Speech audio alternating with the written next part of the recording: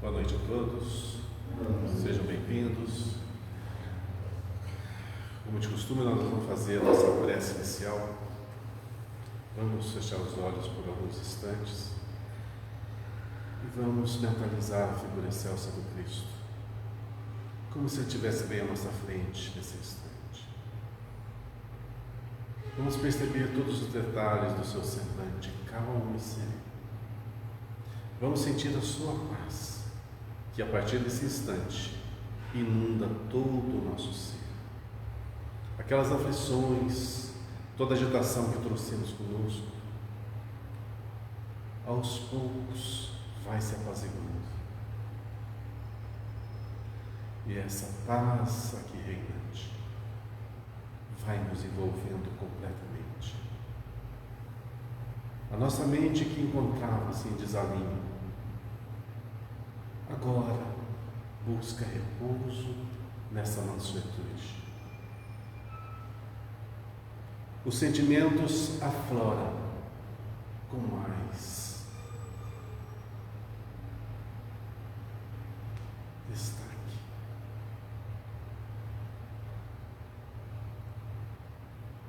Aquele turvelinho que nos encontrávamos não mais existe, mas só a serenidade e a paz.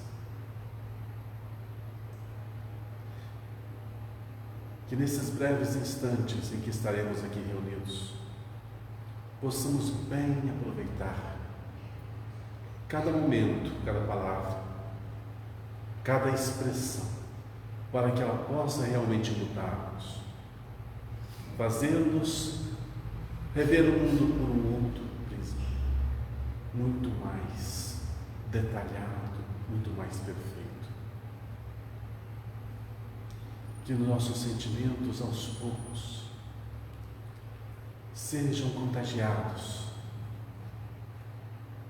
pela benevolência do Evangelho, por toda essa riqueza de ensinamentos, e que, ao sair daqui, estejamos um pouquinho mais construídos no cristianismo, no amor ao próximo, na fraternidade e no amor. Que Deus nos inspire, nos abençoe, nos fortaleça, hoje, agora e sempre. Que assim seja. Muito bem, gente, nós vamos hoje iniciar o capítulo 52 do livro Pão Nosso, do nosso querido Chico Xavier, cuja lavra veio pelas mãos espirituais, do Emmanuel. O capítulo 52 aborda o título Perigos Sutis. É um título que pode nos dar uma outra denotação, mas que faz-nos despertar, principalmente despertar. Perigos porque nos faz viver de uma forma que nos coloque em risco. Não risco físico, risco de vida, mas risco de erros, de cair, de endividar-se. Sutis, porque são tão tênues que às vezes o nosso raciocínio não consegue pegá-los. São quase imperceptíveis, né? Sim. É uma coisa tão discreta que é quase imperceptível. E fica mais difícil ainda quando essa sutileza ela coaduna com a nossa forma de ser e pensar. A gente abordou, por exemplo, no domingo, aliás, a gente fala isso sempre, a tal da reforma íntima, né? A gente vive falando aqui sobre a reforma íntima. Por que ela é tão importante? Porque à medida que a gente vai se conhecendo, a gente vai sabendo as nossas limitações, a gente vai sabendo aonde que o calo aperta, aonde que temos que corrigir, né? E você sabendo as suas pequenas falhas que todos nós temos, fica mais fácil de ficar atento às coisas. Quer ver uma coisa muito comum? Eu acho que 99% da população desse planeta, ou mais até, tem o mesmo problema: falar do outro. Às vezes o comentário nem é assim maldoso, mas é uma coisa que nós já estamos tão acostumados a falar, a fazer, que fazemos sem pensar. Isso tem consequências? Olha, uma coisa muito simples: quem que não comenta um do outro? Uma atitude que alguém fez, uma palavra, um gesto, uma compra, um gasto, uma mudança de emprego, ou qualquer coisa, todo mundo comenta. Mas a gente já notou que isso pode ser perigoso? É uma coisa tão sutil. Aonde que está o perigo disso?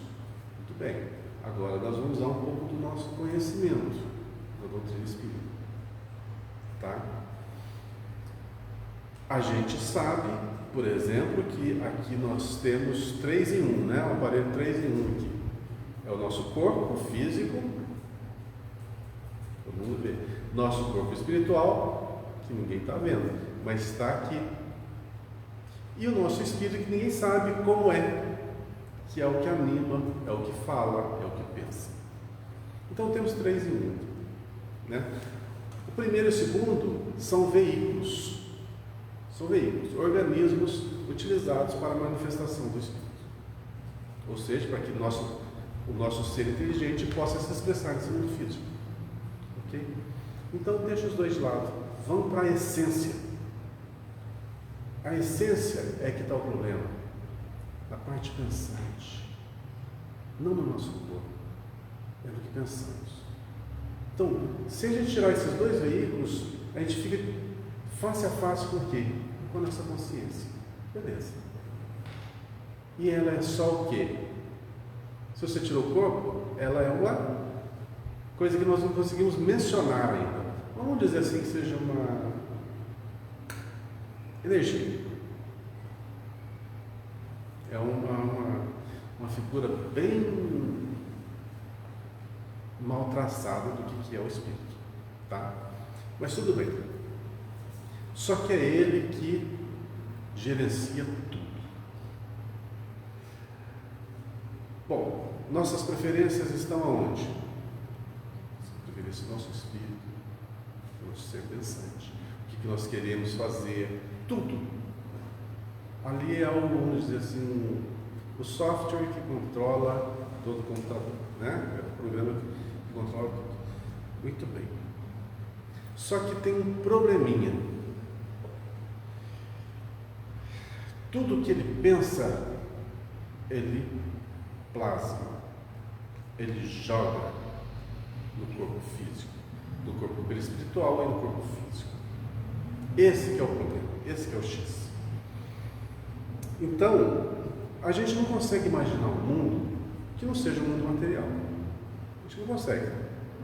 Mas, na realidade, nós não somos desse mundo transitório. Nós somos algo muito mais que isso. Estamos aqui de passagem simplesmente para evoluir. E é necessário estar aqui para que essa evolução se dê. Mas, vamos dizer assim, que a gente é uma sementinha que vai se tornar uma frondosa árvore no futuro. Só que estamos em processo de crescimento. O que acontece se nesse processo de crescimento algumas anomalias acontecem? Vem doença, não é? Vem problemas físicos, vem problemas mentais. Então os problemas de todo mundo que está aí por aí fora, eles não tiveram origem simplesmente no campo físico. Iniciaram-se no campo mental, no campo do espírito. A partir dali, tudo aconteceu. Tudo vai ser transformado e passado para o corpo físico. Por que eu estou fazendo essa introdução a esse título, Perigos Sutis? Porque a nossa mente é a detentora da nossa felicidade ou da nossa infelicidade. E a gente costuma ouvir por aí, aprende por aí, que os nossos sofrimentos, as nossas dificuldades são oriundas de outros fatores. E não são. São tudo construções nossas. Por isso, esse período. O texto que nós vamos ler do Evangelho hoje está na primeira epístola aos Coríntios, capítulo 10, versículo 7, uma fala de Paulo, que diz assim: não vos façais, pois, idólatras. Simplesinho, pequenininho, facinho de entender. O que é idólatra? Quem idolatra algo, alguém, alguma coisa. Ok? Tá. Por que nós não podemos idolatrar? Vamos idolatrar alguma coisa aqui. O que eu acho mais importante que a gente idolatra, sabe o que é? A si mesmo. A gente se idolatra. Mesmo que seja sutil e a gente não se dê conta disso. Olha, uma das falas de Jesus é um chamado muito grande, muito importante, que a gente às vezes não se dá conta. É muito simplesinho, eu ouço ele desde a época do primário, da escola. Aquele que quer ser o maior, que seja o servo de todos. O que tem de idolatria nessa frase do Cristo? Ela desconstrói a egolatria. Por quê? Você se faz, o servo é aquele que vai trabalhar pelo próximo, que ele esquece de si próprio. E esquecendo de si próprio, ele não vai cometer esse erro danado de, quando se é ególatra, uma das coisas, uma das características primordiais é orgulho, vaidade, egoísmo. Está intrínseco na egolatria. Então, à medida que você se despe disso, você se torna mais humano, mais humilde. E ao servir, quando fala servir ao próximo, tem duas coisas que a gente precisa bem levar em conta. Servir quer dizer uma ação, operar, fazer, realizar. Servir ao próximo, se eu estou servindo, eu estou fazendo o bem, estou fazendo a caridade. E caridade nada mais é do que o amor se movimentando. Então, além de trabalhar, além de agir, eu estou fazendo um amor que eu estou gerando fluir. Viu como ele se despe da egolatria? Serve uma causa maior do Cristo, que é amar ao próximo, servir ao próximo. Não é ser um servo do próximo, é servir, ajudar, colaborar. E isso tem inúmeras formas. Não é viver a vida do outro, mas sim colaborar nas dificuldades alheias. Vamos ver, então, um trechinho da fala de Emmanuel sobre essa primeira epístola. A recomendação de Paulo aos Coríntios deve ser lembrada e aplicada em qualquer tempo nos serviços de ascensão religiosa do mundo. Lembrando que essas cartas de Paulo eram justamente para, à distância, ele conseguir levar algumas normas, algumas orientações para aquelas igrejas do caminho que estavam nascendo ainda, né?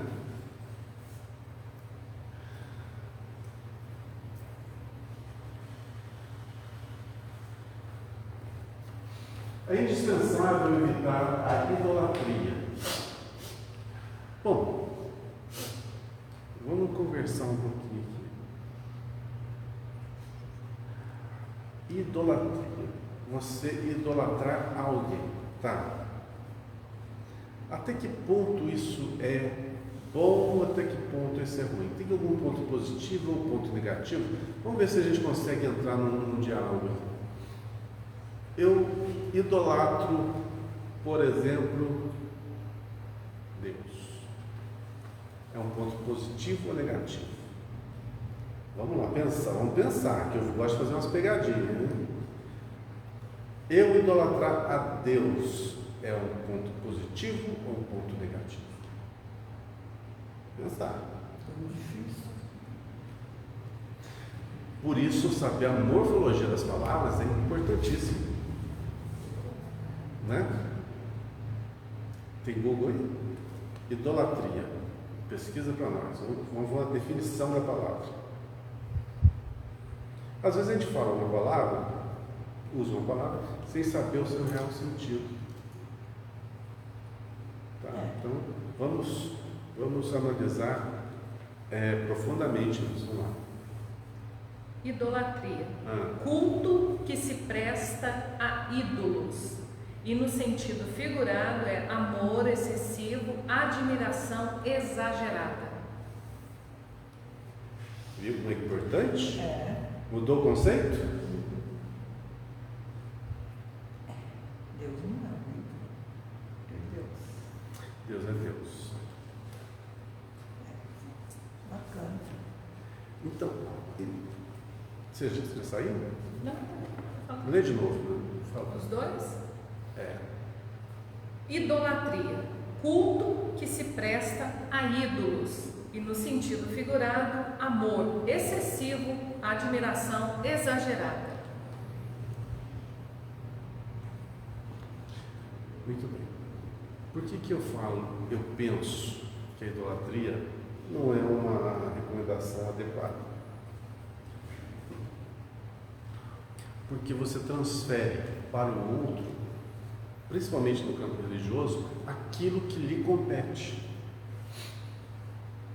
Então, você idolatra muito a Deus. Isso tem em todas as religiões, em todos os lugares. Aquela idolatria excessiva, como se Deus fosse assim, aquele que vai resolver tudo na tua vida. Aí não se torna um fanatismo? Pois é. E tudo que é demais? Corre para isso. Mas a questão que eu quero abordar é o seguinte: a transferência de responsabilidade. Certo. Essa transferência de responsabilidade que ela não é salutar. Logicamente, todo mundo tem a sua visão de Deus, tem a sua adoração, tem seu jeito de pensar, e isso é sadio em todos os seres, isso é nato em todos os seres. O excesso é que é prejudicial. E ali fala, né? Excesso, demais.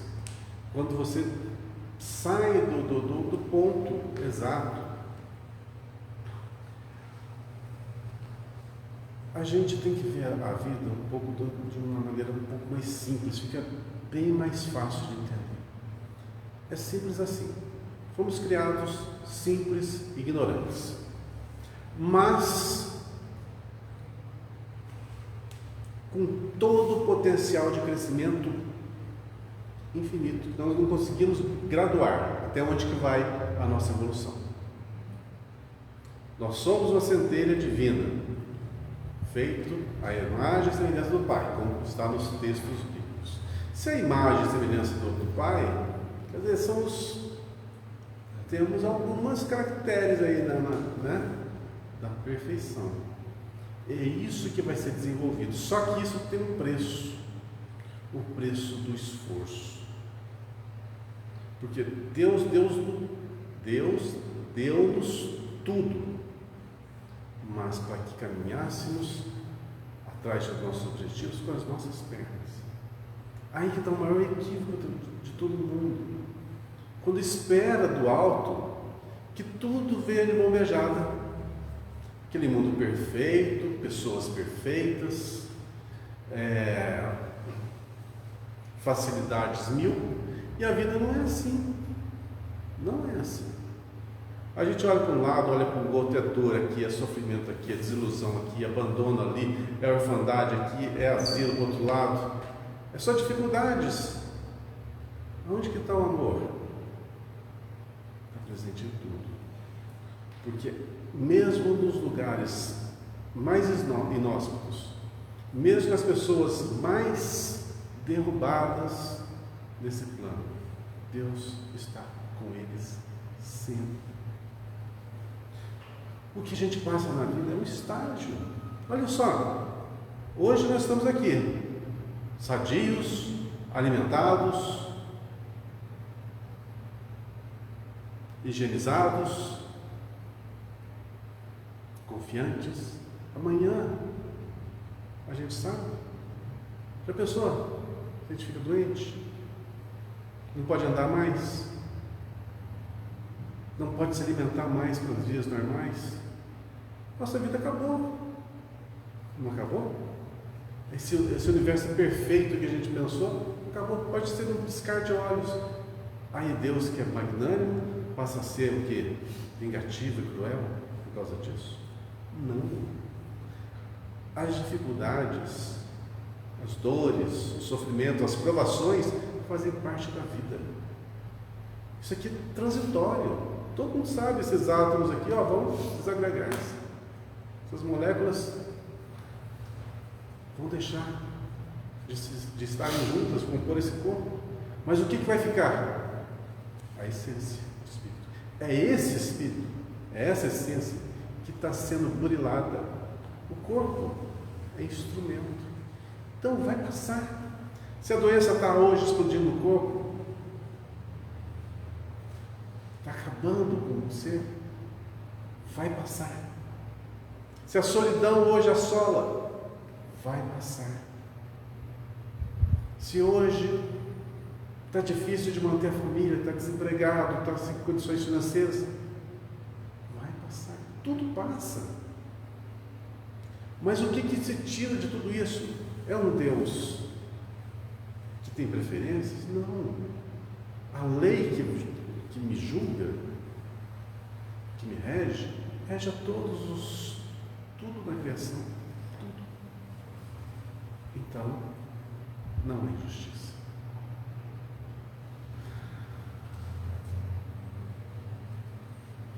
Quando nós idolatramos,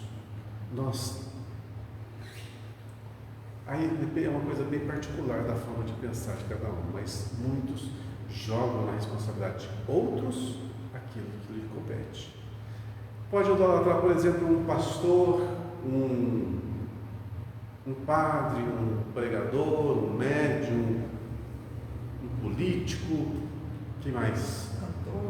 Cantor já está difícil, né? Cantor, como vi que está difícil de idolatrar um cantor. Os dias de hoje, mas não tem mais ídolo. Pois é.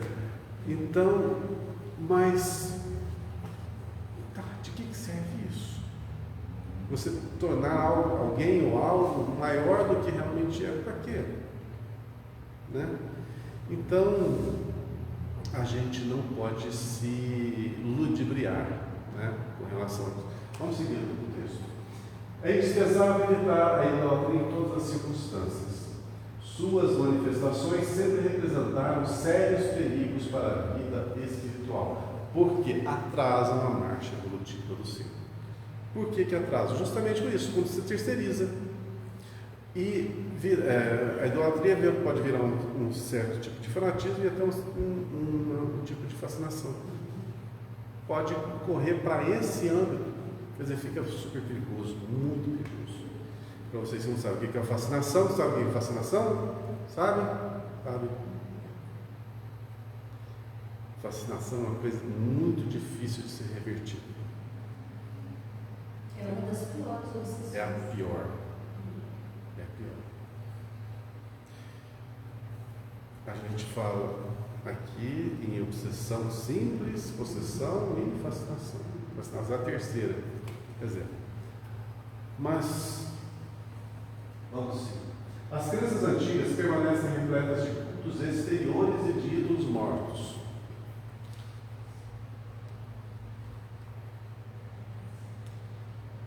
O que seriam os cultos exteriores?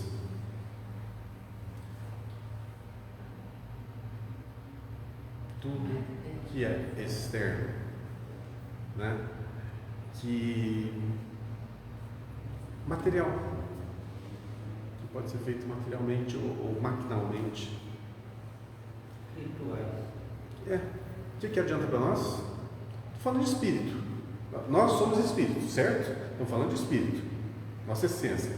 O que um ritual modifica a essência? O pensamento, sim. Então, cultos exteriores podem mudar o pensamento de uma pessoa? Sim, podem. Podem sim.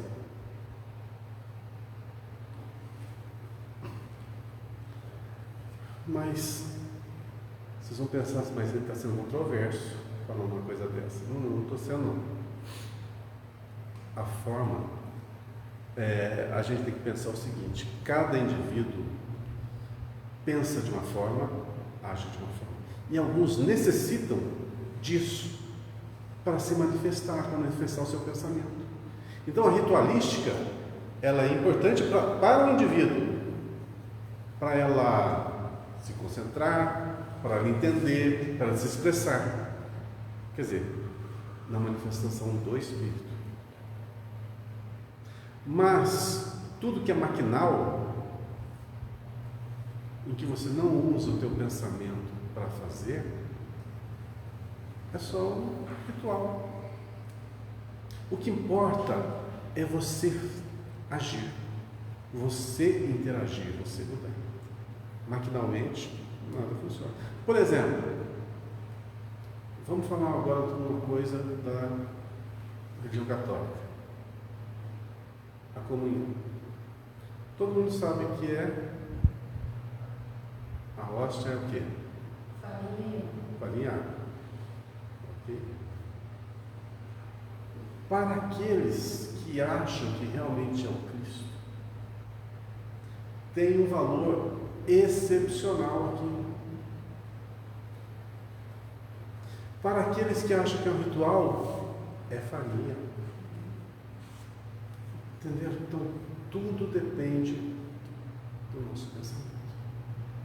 Depende do que nós empregamos. É a força motriz do mundo, é o pensamento. E se você não pensa, você age por osmose. E aí? Não tem valor nenhum. Não muda nada na essência. A respeito da hóstia, você quer saber disso, uma historinha do Chico Xavier.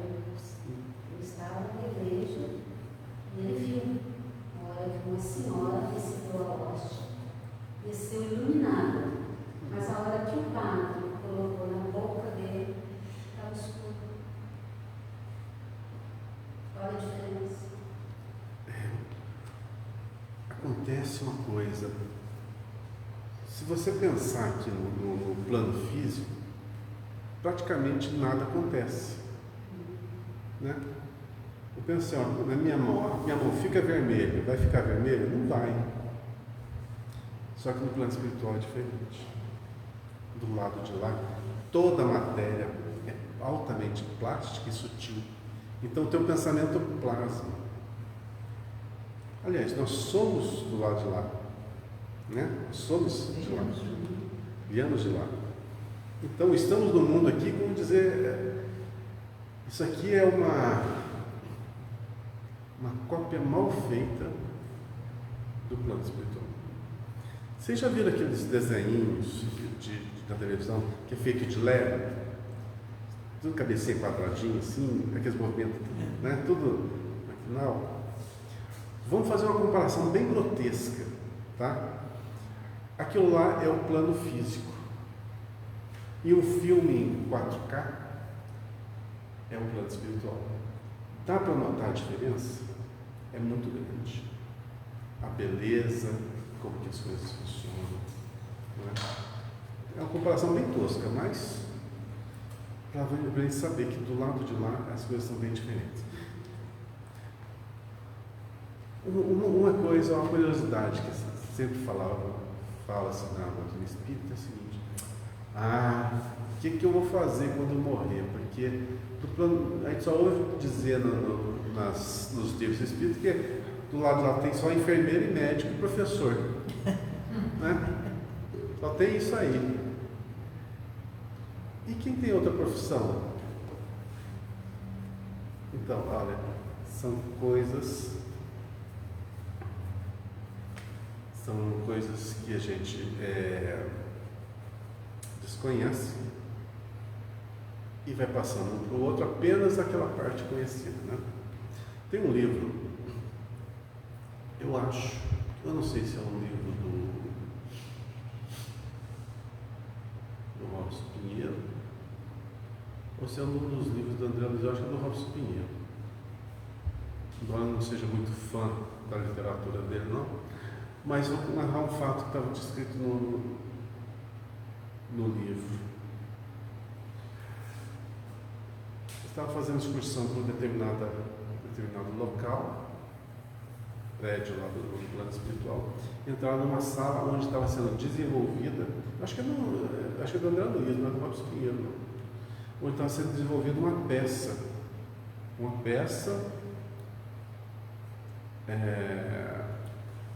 é tipo a engenharia, desenvolvendo uma peça que ia ser usada num veículo desses aerobus, né, no plano espiritual. E ele estava narrando no livro como que era feita a peça, desenvolvida, criada a peça.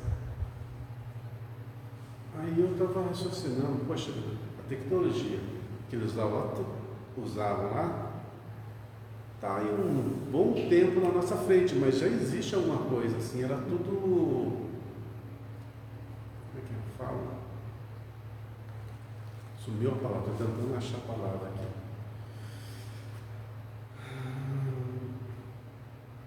Sabe quando as pessoas põem aqueles óculos de realidade virtual? Terceira dimensão.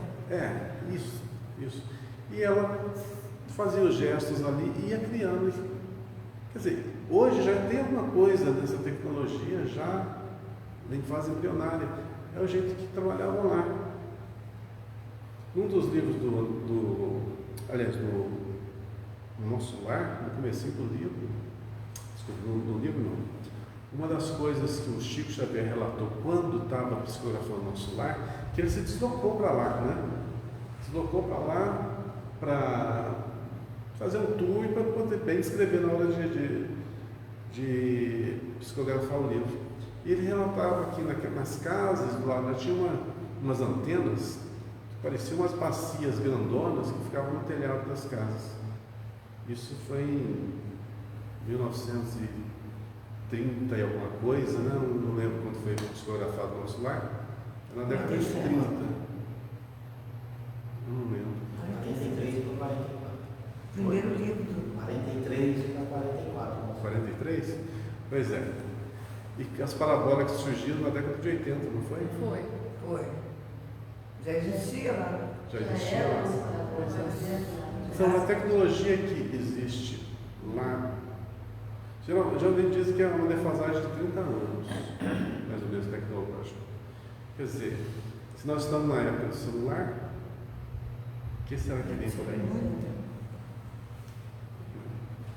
Mas, tudo bem. Num dos livros do André Luiz, eu acho que é Mensageiro, não, Mensageiro é o terceiro livro, Obreiros.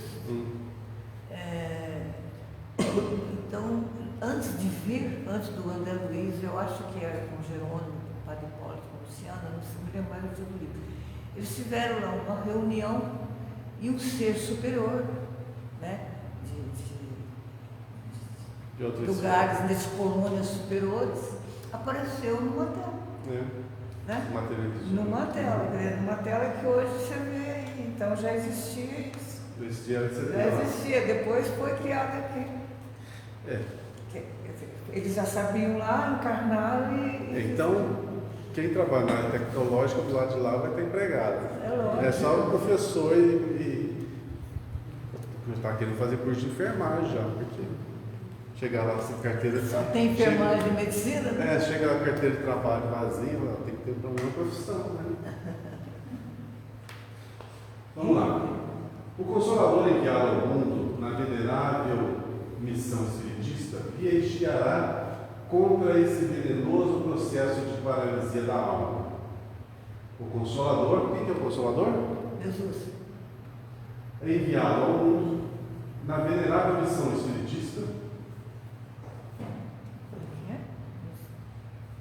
O Consolador é enviado ao mundo na venerável missão espiritista vigiará contra esse venenoso processo de paralisia da alma. Aqui e acolá surgem pruridos de adoração que se faz imprescindível combater. Não mais imagens dos círculos humanos, nem instrumentos físicos, supostamente santificados para cerimônias convencionais, mas entidades amigas e médios terrenos, que a consciência alheia vai entronizando inadvertidamente no altar frágil de honrarias fantasiosas. Então, isso é um alerta para que nós não idolatremos pessoas. É muito comum. Um padre que ganha um grande destaque, todo mundo idolatra. Ou um pastor, ou um médium, principalmente médium, né? Principalmente se fizer alguma coisa assim, incomum, tipo psicografar, tipo fazer algumas consultas, né? Que não é o... Bom, então, não se idolatra. Você está terceirizando, está perdendo tempo, né? O importante é aprender com as pessoas, mas honrarias fantasiosas é necessário. É necessário reconhecer que aí temos um perigo sutil, através do qual inúmeros trabalhadores têm resvalado para o despenhadeiro da inutilidade. Quantos médios... Vocês assistiram o Nosso Lar 2? Mensageiros? Assistiu? O médico que tinha mais mediunidade, mais ostensiva, que via, que receitava e tudo mais, que foi que se perdeu. Foi que se perdeu. Fracassou. O que ele fez? Usava a sua posição de destaque para dar umas namoradinhas, né? Dar umas namoradinhas por aí. Muito bem. Está certo isso? Não. E olha, isso é tão comum, gente. É tão comum. Não estou falando em qualquer lugar onde existe ser humano, onde existem hormônios. É muito comum. A gente ouve cada coisa. Estou falando só a nível aqui da nossa cidade. Só daqui de Pouso Alegre dá para citar. Nossa. Quantas pessoas falando aqui no centro espírita. A gente não vai falar só dos outros, não, vou falar aqui também. Aqui. Só que eu não vou falar quem nem o quê. Né? Mas a gente sabe, a gente conhece quantas pessoas. A gente é. Muitas vezes. Pois é, a gente é. Então não convém falar dos outros, mas a gente pega alguns exemplos para justamente a gente não incorrer no mesmo dedo engano, que é muito comum, muito comum. E nós estamos falando aqui de coisas sutis, coisas que a gente acha normal. Por exemplo, faz de conta, a gente está com o salão lotado, aí o pessoal vai embora, e a gente vê que tem uma carteira, alguém derrubou uma carteira e está cheio de dinheiro lá. 5.000 reais em dinheiro. Eu sou endividado, cheio de conta para pagar. Tá. O que você faz? Nossa, na hora chama o dirigente do centro para lá, tá cheio. Pois é, e quem não faz isso? Tem muita gente. E quem vai lá, pega o dinheiro e devolve sua carteira? Pois é, também. Mas isso não é coisa da gente, né? A gente já tem consciência de que não é minha, não me pertence. Pois é.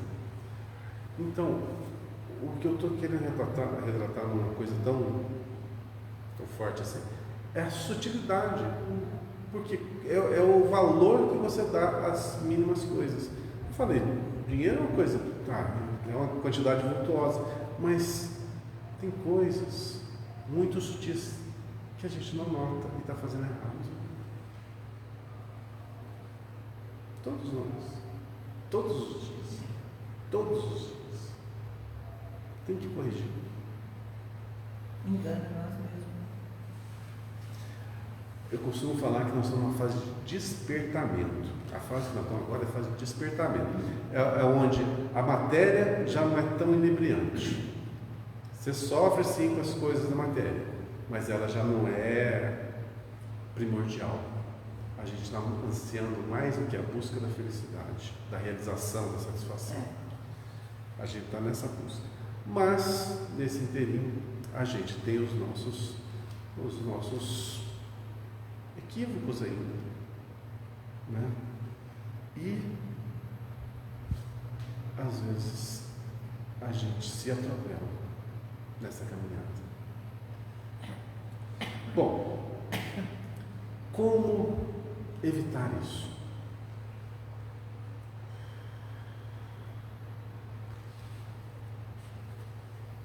A fórmula mágica está aqui, né? Cadê?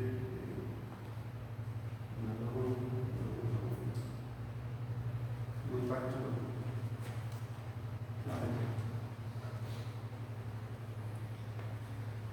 A fórmula mágica está aqui. Nossa, tamanho de letra, Jesus. Nossa, que antiquíssimo.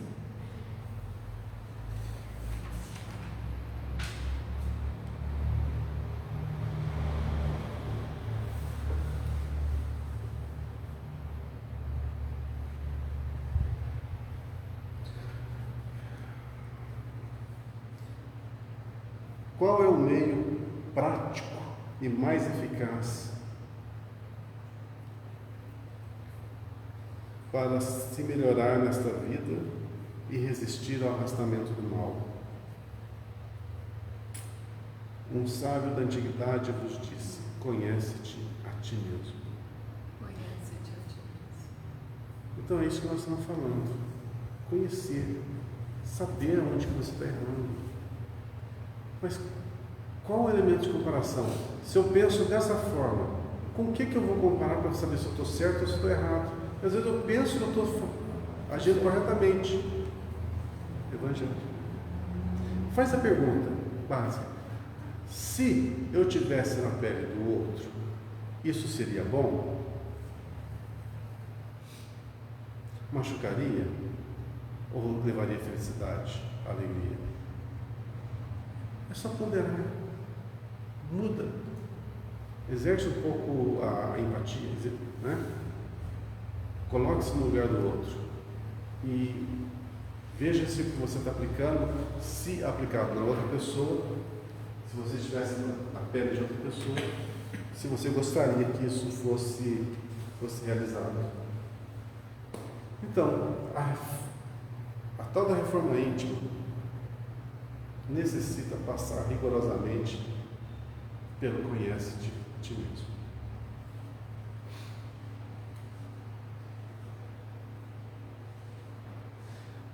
Estou em homenagens, né? As homenagens inoportunas costumam perverter os médiuns dedicados e inexperientes. Não tem. Além de criarem certa atmosfera de incompreensão que impede a exteriorização espontânea dos verdadeiros amigos do bem no plano espiritual. Então, toda ação nossa equivocada,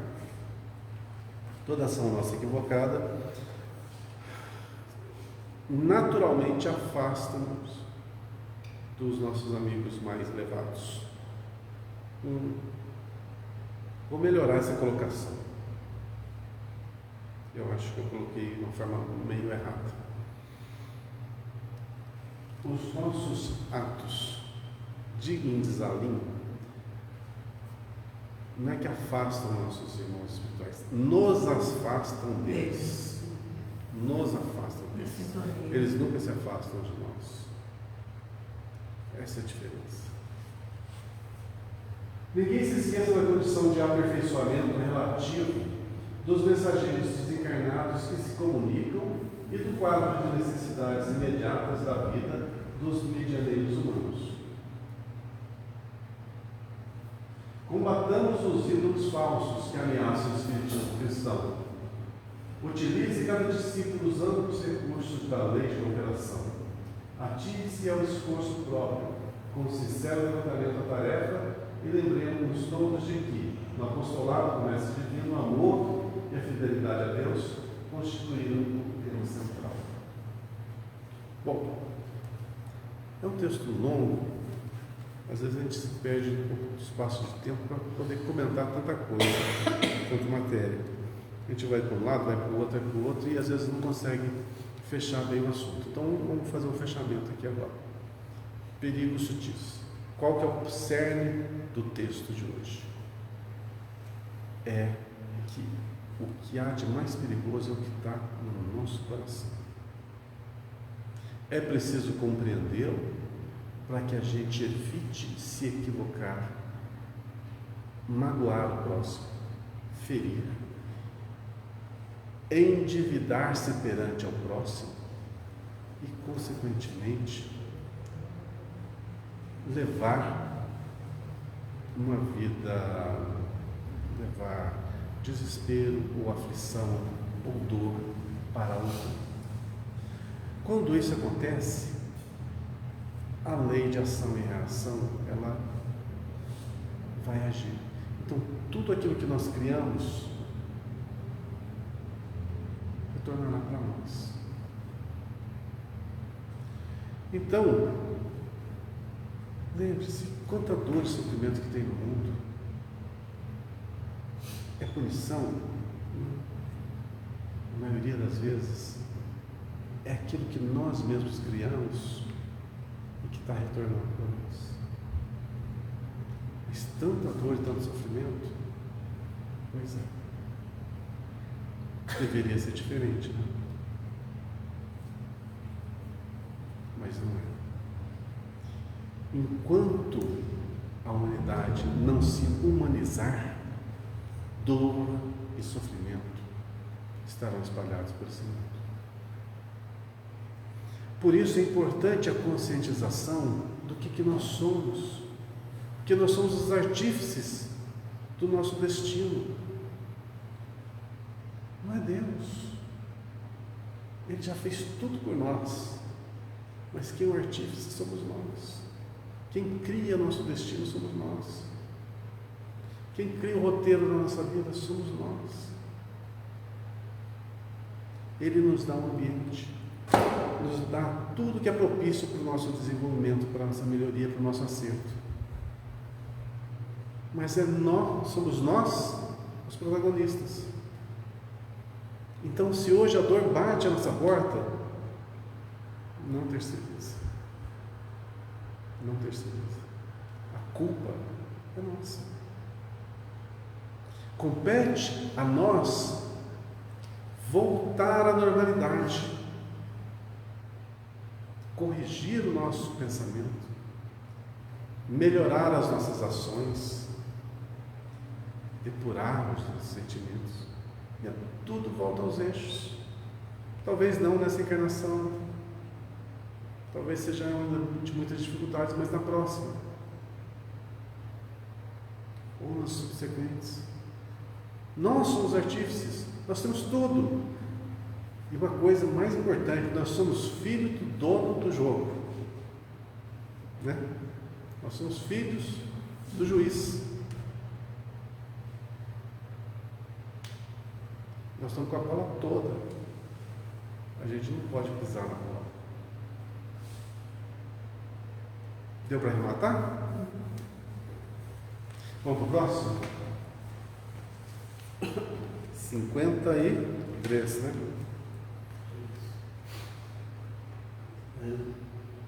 Em cadeias. Hoje o tema está meio, né? Perigoso, cadeia, em cadeias. O que são cadeias? algo que nos prende, né? É isso a definição? Eu acho que Emmanuel e Paulo, eles eram bem próximos, porque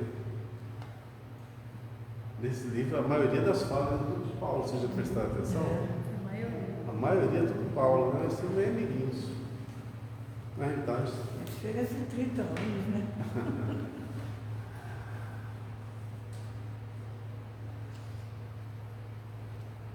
A fala de Paulo está em Efésios, capítulo 6, versículo 20. Pelo qual sou embaixador em cadeias, para que possa falar dele livremente, como me convém falar. Pelo qual sou embaixador em cadeias, para que possa falar dele livremente, como me convém falar. Deu para entender? Não? Eu acho que essa foi simples. Em cadeias aí não seria sequências? Em vez de ser uma sequência? Vamos ver, eu não li o texto ainda. Vamos ver. Só vou contextualizar, certo? Contextualizar.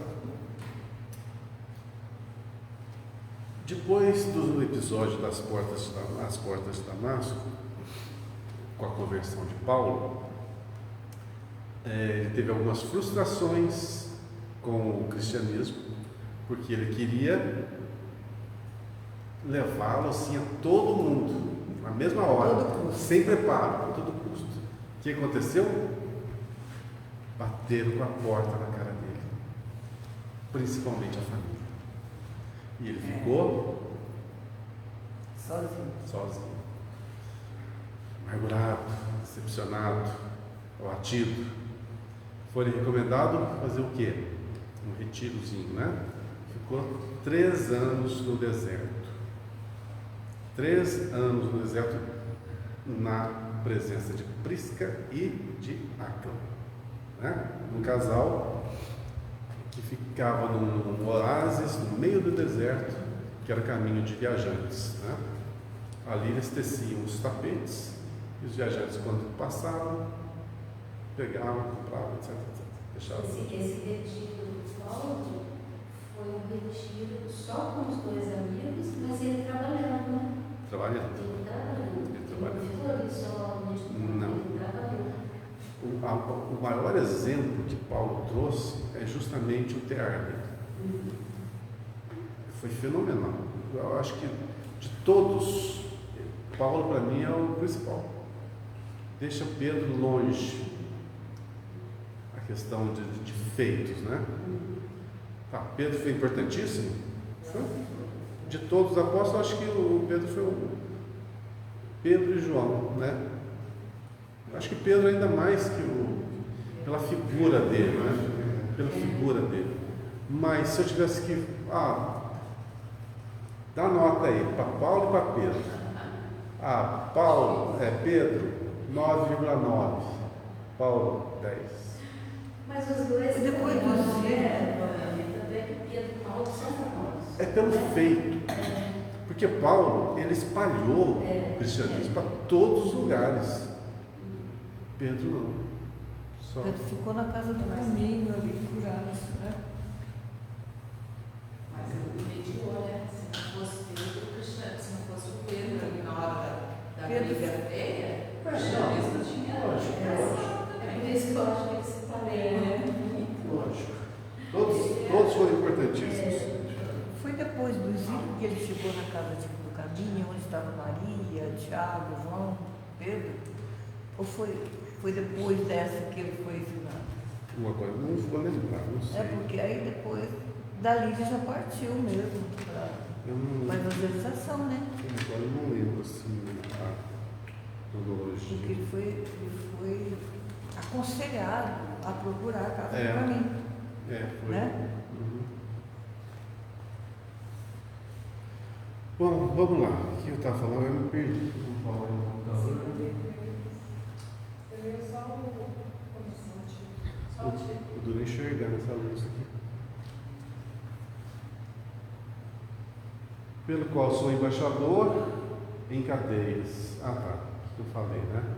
para que possa falar dele livremente. Estava explicando da vida de Paulo. Então, depois que ele ficou no exílio no deserto, voltou, reencontrou-se com os apóstolos e depois saiu a pregar por todos os lados. Está aí a resposta. Aonde ele foi assim, bem recebido, criou as igrejas, fundou as igrejas, o povo se revoltou contra ele, aprisionava, apedrejava, espancava, acolhia, aí quase morria, saía dali e recuperava-se, ia para outro vilarejo, outra cidade, chegava, era bem recebido. Sempre tinha alguém esperando ali. E aonde ele ia, encontrava alguém, e aonde fundava uma igreja. Nem que seja no lar, né, de algumas pessoas. Foi assim que surgiram as igrejas, essas. E depois as cartas que ele mandava quando ele estava preso. Mandava para elas, justamente.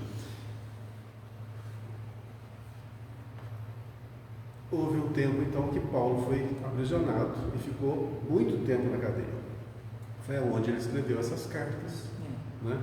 Então, pelo qual sou embaixador em cadeias, ou seja, embaixador é aquele que responde, né, oral, em cadeias porque está aprisionado, para que possa falar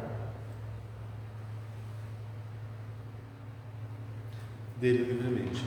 Ou seja, ali ele escreveu as cartas que até hoje são importantíssimas para todos nós. Né? Então vamos lá, vamos ver o que o Emmanuel nos fala sobre esse item. Observamos nesta passagem o apóstolo dos gentios numa afirmativa que parece contraditória à primeira vista. Paulo alega a condição de emissário em cadeias e simultaneamente declara que isso ocorre para que possa servir ao Evangelho livremente, quanto convinha. Quem que leu Paulo Estevam? Eu li. Quem não leu, está perdendo o melhor livro do Chico Xavier. Melhor. Disparado. Ave Cristo também está. Mas Paulo Estevam. eu idolatro Paulo Estevam. Eu idolatro Paulo Estevam. É uma vida muito recheada de coisas. Não, renúncia é muito. Renúncia. Há 2000 anos é muito. Mas mensagem do cristianismo é Paulo Estevam. É Paulo Estevam. Ali, dando renúncia, é a vivência dos personagens, né, na esfera cristã. Agora, Paulo, ele viveu nascedor do cristianismo. Foi uma mudança muito rápida, né? De um estágio para outro, né? Mas ele não era tão ruim, não se lembra como ele era. Mesmo quando ele condenou Estevão, ele tinha uma certa bondade, ele não era igual aos outros. Ele matou muito cristão. Ele matou muita gente, mas você vê que ele tinha uma certa, né? Ele amava, ele amava os judeus. Amava os judeus, detestava as pessoas. Eu acho que ele é um ser humano. Sabe por quê? A maior frustração dele foi quando ele perdeu a noiva. A noiva. A partir daí ele descontou no cristianismo a sua frustração. É uma coisa bem humana. Né? Mas é como... E persegue o irmão da noiva sem saber, né? Manda matar Estevão sem saber que era o irmão dele. É muito rigoroso perseguir assim. Sim. Ele seguia, né? Ele seguia o conceito dele. Ele foi muito ruim.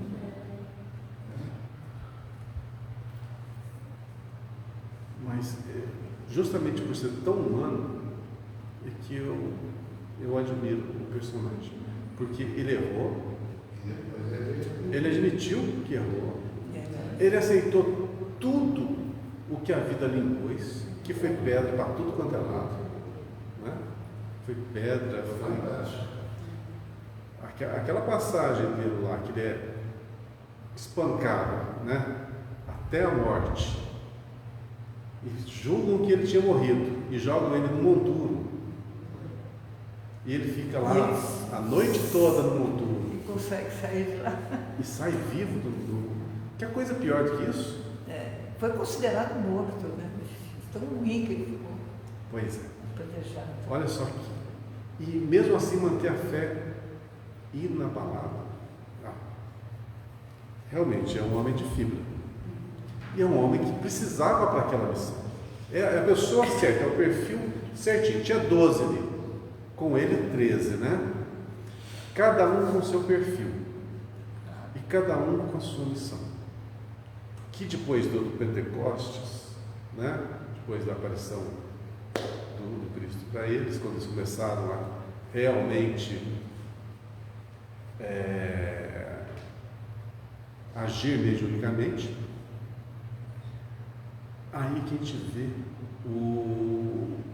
a importância de cada um em cada local em que eles visitavam. Então, eles espalharam até na Etiópia. Teve um deles, eu não lembro agora quem deles que morreu lá na Etiópia. A Etiópia é no continente africano. Olha até onde, nas Gálias, tem um que São Tiago de Compostela, na Espanha, né? Tem um que morreu lá, é o Tiago, pode ser o Tiago. Não o Tiago menor, o Tiago maior.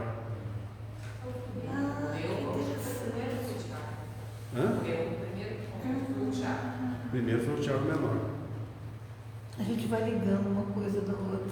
Então, eles espalharam a mensagem para toda aquela região ali. Foi uma coisa espetacular esse trabalho.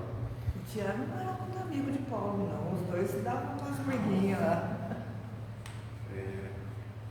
Está bem descrito lá no livro. Vamos lá, vamos seguir, que senão a gente foge um pouquinho. Terceiro parágrafo.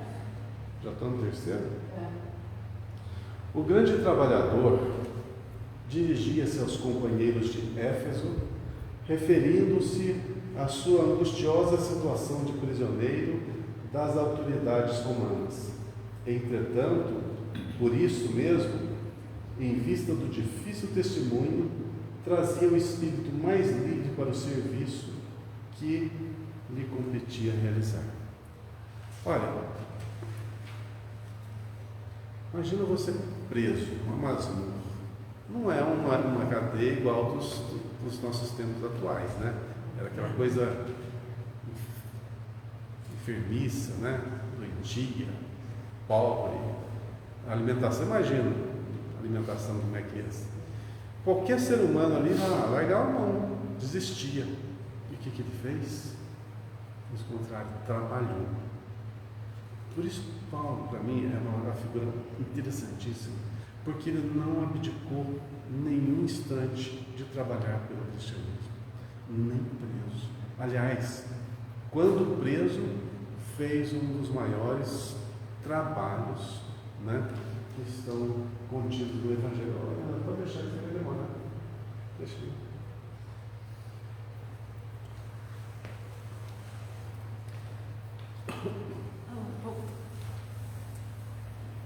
Só que eu falei. Vou deixar. O quadro é significativo para quantos pretendem a independência. Certo? O quadro é significativo para quantos pretendem a independência econômica financeira ou demasiada liberdade no mundo, a fim de exemplificarem os ensinamentos evangélicos. Eu confesso que muitas vezes eu já pensei isso. Se eu tivesse dinheiro, seria tão mais fácil propagar, né, fazer as coisas, fazer as ações, mobilizar. Viajar. Realmente seria muito mais fácil de trabalhar você tendo dinheiro. Não. Pior que não. Por que não? Você tem que ser muito bom para saber lidar com dinheiro. Muito bom. Você tem que ser muito disciplinado e desapegado. Porque a gente se torna, muitas vezes, escravo do que a gente tem. Quando você nada tem, você pode fazer tudo. Você pode usar todas as suas potências. Quando você está circulado de muitas posses, você fica escravo delas, ou seja, você tem que cuidar de cada uma delas. Dá a elas mais atenção do que a obra que você está a servir. Então, é um ledo engano quando a gente pensa assim, quando eu tiver dinheiro, quando tiver condições, quando tiver aposentado, quando tiver assim, eu vou trabalhar pela doutrina. Não. É quando o seu espírito, a sua vontade dizer, eu vou e eu faço, independente de ter dinheiro ou não. Chico era rico? Trabalhava até altas horas da noite. Eu não queria ter os amigos espirituais que o Chico tinha. Não queria. Não, eu não queria não. Eu acho que eles foram meio... Estou brincando, tá? Entre aspas, tá? Por quê? Trabalhava o dia inteiro. Noite inteira. Chegava de noite. Trabalhava até de madrugada. Quando mais velho, era o dia inteiro. Às vezes ia dormir 4 horas da manhã. Queria dormir. E que acordava às 6 para trabalhar no outro dia. Dormia 2 horas por noite. Que ser humano que aguenta isso, que consegue isso? E ele conseguiu, viveu até 92 anos de idade. Pois é. E sem falar, Rodrigo, que o mentor dele, né? Ele falava assim para o tio Chico, eu dei esses dias no Chico, vamos parar com os nossos escritos, vamos reabastecer as energias, vamos para a periferia. Assim, na esse é verdade, né? Mas eu estava pensando, sabe por que o Emmanuel agia assim? Justamente pelo quilate do Chico. Porque se fosse qualquer um outro, se fosse nós, vai dormir. Você conheceu a casa do Chico? Não. Nossa, eu acho que eu não conheci uma casa mais simples, mais pobre do que a casa do Chico. Pois é. Tem uma passagem da vida do Chico, quando ele fazia as reuniões lá, tipo psicografia, né? Aquele galpão, aquele banco de madeira. E alguém falou que queria modernizar, pôr umas cadeiras mais confortáveis ali, queria mudar o ambiente. O Chico falou assim, se vocês fizerem isso, eu não entro mais aqui. Isso me demonstra pulso. Mas por que ele quis manter a simplicidade? Justamente para dar um exemplo.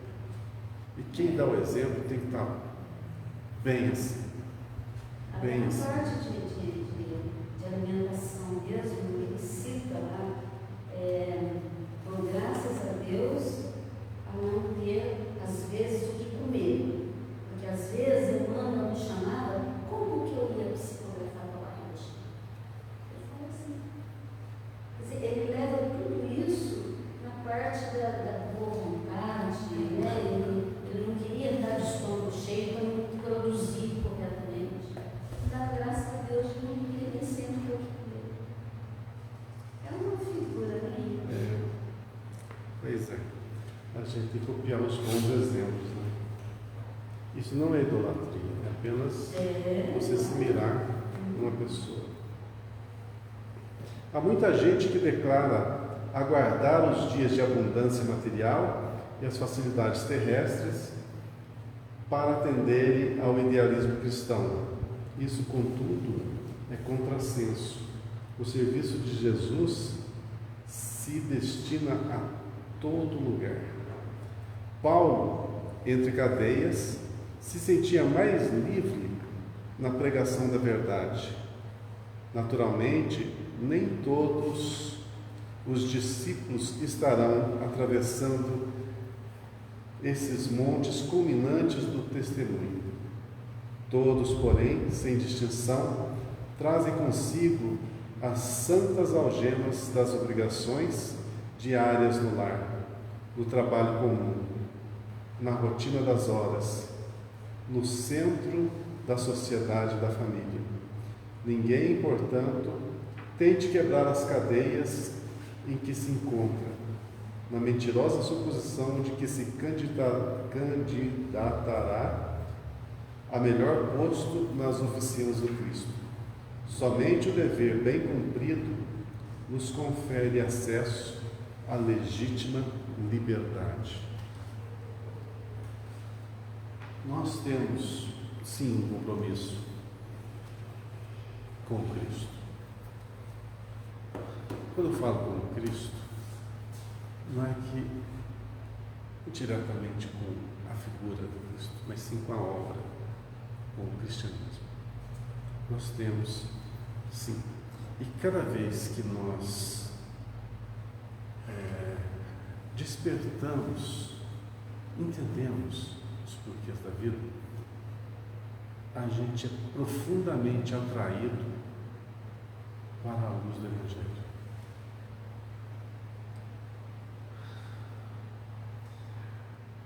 Eu acho que é uma coisa natural, é um instinto que está em todos os seres, todos os homens, a busca por Deus.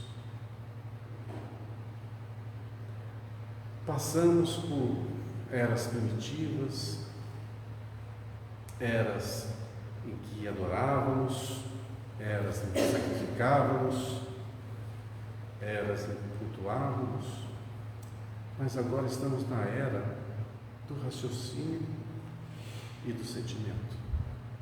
Hoje o nosso raciocínio já está bem desperto, não tanto quanto deveria, mas já está bem desperto. E o nosso sentimento clama pelo Cristo. Todos nós clamamos. E aonde que está esse clamor? Quando você quer ter paz aqui dentro. Quando a gente quer ter sossego aqui dentro.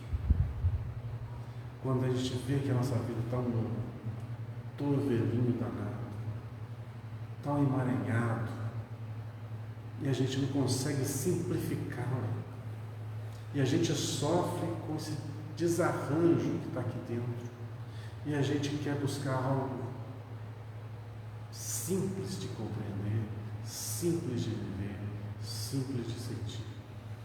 É a busca nossa pelo encontro com Cristo. Então leve a pé da letra, não é a figura do Cristo. É encontrar-se no cristianismo, é despertar para a realidade de quem nós somos. Lembrando que a Terra que nós vivemos é um planeta primitivo. É primitivo, está saindo ainda dessa categoria. Quer dizer que para baixo disso é questão animal mesmo. Então nós estamos no começo da escala evolutiva. E o nosso pensamento está começando a compreender que existe uma vida exuberante, uma coisa extraordinária, que poucos captam, poucos sabem. Se você sair falando lá fora, para alguns indivíduos, olha,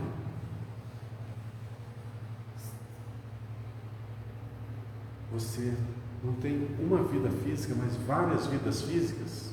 Você reencarna, morre, volta em outros corpos, fazendo a evolução. As pessoas, muitas delas vão te taxar de louco, de fanático, ou de outras coisas mais, porque elas não conseguem simplesmente evidenciar isso. raciocinar isso. Como raciocinar uma coisa mais complexa que é a nossa vida? Se o básico, o que nós somos, não consegue entender. Então, olha como somos ainda primitivos. E estar nessa fase de despertamento já nos dá um destaque, já nos dá um alívio, porque saímos daquele mundo de vai e vem de inconscientes, vivendo na matéria, só vivendo para trabalhar, reproduzir, se alimentar, envelhecer e morrer. Esse era o sentido da vida. O sentido da vida agora é outro, diverso. Nós somos imortais. Nós estamos construindo o nosso ser. Nós somos construtores. Eu não quero viver mais na matéria. Não quero viver mais dos prazeres que a matéria pode oferecer e só isso.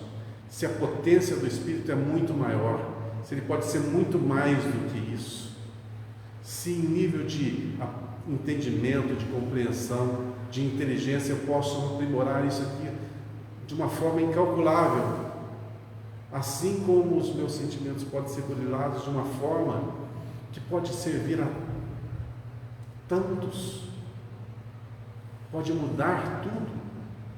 Se eu posso mudar meu mundo íntimo, eu posso mudar também o mundo exterior. De alguma forma eu contribuo para isso. Mas não quero viver mais. Não quero viver mais como um animal, como um ser irracional. Não quero ter paixões. Eu quero que a lógica e a razão estejam do meu lado. Eu quero construir em mim um ser superior, um ser inteligente, um verdadeiro homem de bem, aquele que trabalha pelo próximo. Quem são os construtores da vida? Somos nós. Nós somos os construtores. Ainda em forma embrionária, porque estamos bem lá embaixo na escala da evolução, mas com todos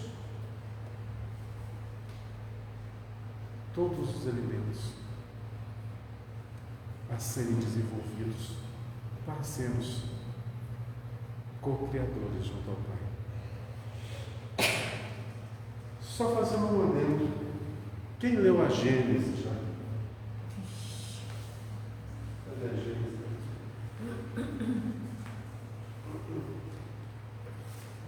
Já leram?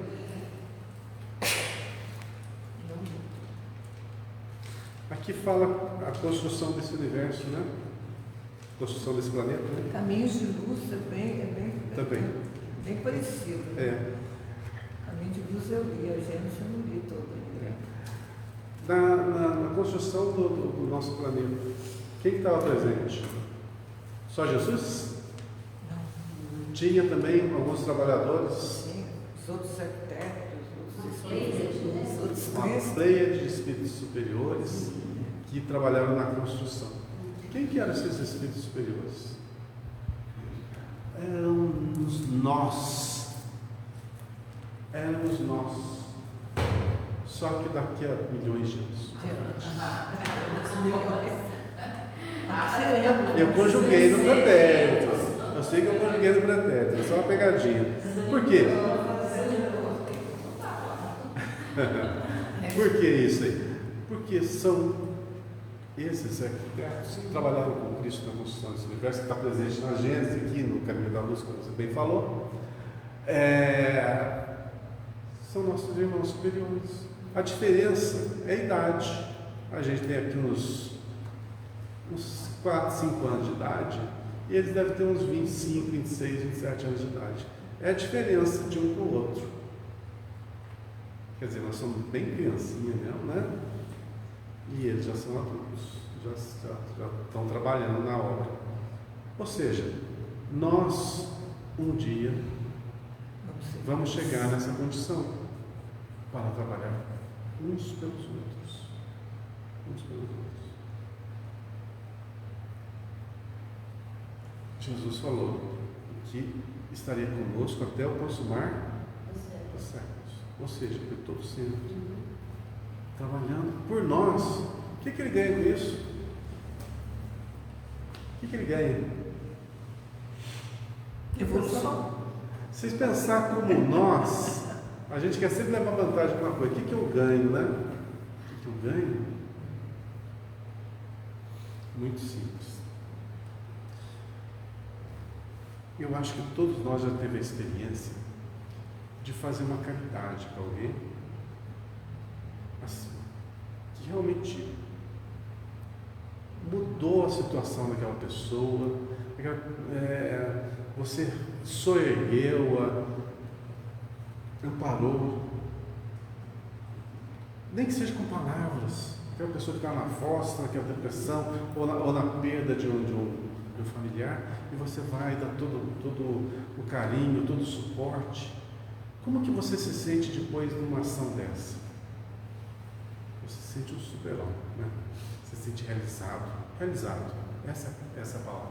Se sente realizado. Agora, multiplica essa sensação e torne-a constante. Imagina essa boa sensação sendo constante e ininterrupta. Seria felicidade plena, não seria? Por que ele trabalha até hoje? Felicidade plena. Porque isso é um prazer, não é um trabalho. Isso é amor.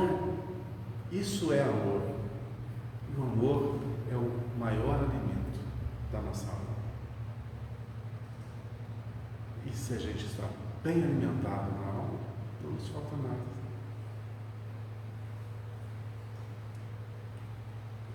A gente, mais uma vez, bateu em dois temas e virando e voltamos no ponto central. Nós agindo como trabalhadores do nosso próprio ser, desenvolvedores das nossas próprias potências, sem terceirização nenhuma, sem influência externa nenhuma. Tudo depende somente de cada um de nós. Vemos então mais 2 capítulos do Pão Nosso hoje. Espero que tenham assim contribuído de alguma forma para melhorar, para ampliar. A palavra correta é ampliar a nossa visão de nós no mundo. Não esperando que o mundo se modifique para que nós nos modifiquemos. Ao contrário, que nós nos modifiquemos para melhor, para que o mundo também se modifique. Que Deus nos abençoe, uma excelente e iluminada semana para todos nós. Que assim seja.